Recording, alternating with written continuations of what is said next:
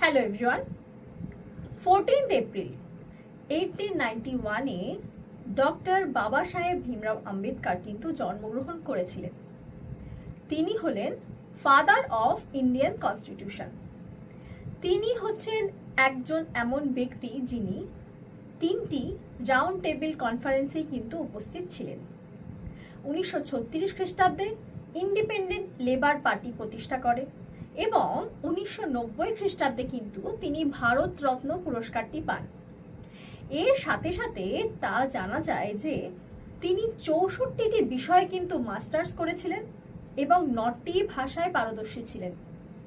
এর পাশাপাশি তিনি হচ্ছেন প্রথম ব্যক্তি যিনি একজন লয়ার ফ্রম ব্যাকওয়ার্ড ক্লাসেস। তোমরা আমাকে কমেন্ট করে বলবে যে ভারতীয় সংবিধান দিবস বা ইন্ডিয়ান কনস্টিটিউশন ডে কবে পালন করা হয়।